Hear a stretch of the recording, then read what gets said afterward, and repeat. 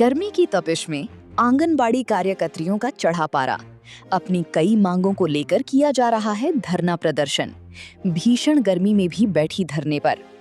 जनपद नैनीताल के विकासखंड कोटाबाग में इन दिनों आंगनबाड़ी कार्यकर्त्रियों ने मानदेय बढ़ाने और मानदेय को वेतन का रूप देने जैसी तमाम मांगों को लेकर धरना प्रदर्शन शुरू किया है। भीषण गर्मी के दौरान भी कालाढूंगी के दीनदयाल पार्क में तमाम आंगनबाड़ी कार्यकर्त्रियों ने अनिश्चितकालीन धरना प्रदर्शन शुरू किया है। आक्रोशित आंगनबाड़ी कार्यकर्त्रियों का कहना है कि उन्हें मात्र 9,300 रुपया मानदेय दिया जाता है, जो बहुत कम है। उन्होंने 24,000 रुपए वेतन के रूप में दिए जाने की मांग की। कहा कि उनके द्वारा कई तरह का फील्ड का काम भी किया जाता है, इसलिए बायोमेट्रिक मशीन की उपयोगिता को खत्म किया जाए। सेवानिवृत्ति पर 10 लाख रुपए के शासनादेश होने के बाद ही 300 रुपए की कटौती का प्रस्ताव पारित किया जाए, अन्यथा कटौती न की जाए। आंगनबाड़ी कार्यकर्त्री सेविका मिनी कर्मचारी संगठन का कहना है कि उनकी मांगों को नहीं माना जाता है तो धरना प्रदर्शन को उग्र रूप दिया जाएगा। कालाढूंगी से जाहिद हबीबी की रिपोर्ट।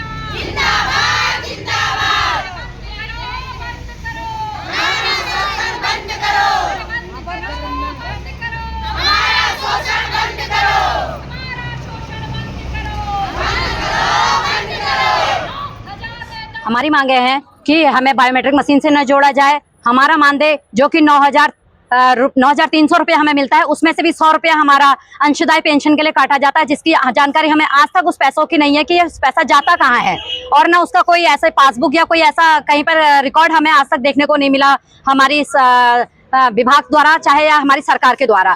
कहने का मतलब यह है कि सीसीटीवी कैमरे आज से लैस आप हमें कर रहे हैं और हर विभाग का काम आपने हमें सौंपा है, तो हम चाहते हैं कि या तो आप अदर विभागों का काम अन्य व्यक्तियों को दें और हमें केवल अपने केंद्र का ही काम दें, ताकि हम उन सीसीटीवी कैमरों के अंदर ही कैद रहे। और बायोमेट्रिक, जहां तक है बायोमेट्रिक मशीन की बात है, बायोमेट्रिक मशीन तो उनके लिए होती है जिनका फील्ड वर्क नहीं होता है, क्योंकि एफआरएस के लिए हमें घर घर जाना पड़ता है। और कभी क्या होता है, जैसे नेटवर्क की समस्याएं होती है, तो फिर हमें एक घर में 4-4, 6-6 बार भी जाना पड़ता है। केंद्रों से छोड़ के केंद्र सहायिकाओं के भरोसे हम छोड़ करके फील्ड में जाते हैं। तो सर, कहने का मतलब है कि बायोमेट्रिक मशीन से हमें ना जोड़ें। फिर हम सर आमरण अनशन शुरू करेंगे और इसका खामियाजा हमारी सरकार को, हमारे शासन को इसका भुगतना पड़ेगा। और 2027 का इलेक्शन, हमारी 40,000 वर्कर इसका त्वरित जवाब देंगी। वहां पर 2027 का इलेक्शन सामने है और हमारी मांगों पर जल्द से जल्द कार्रवाई हो। सरकार को चाहिए, क्योंकि हम महिलाएं हैं, सरकार को ये होना भी चाहिए, क्योंकि हम महिलाएं, हमें 10 खर्चे झेलने पड़ते हैं घर के। 9,000 में आजकल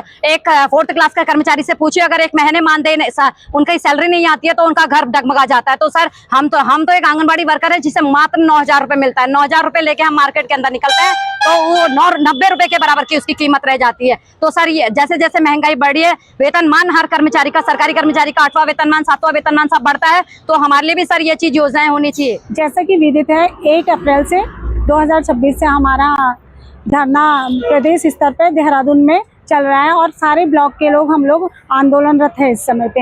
हमारी अभी तक कोई सफल वार्ता नहीं हुई है। अभी 21 तारीख को जो हमारी वार्ता हुई थी, उसमें 4-5 संगठन, 6 संगठन साथ बुलाए गए थे।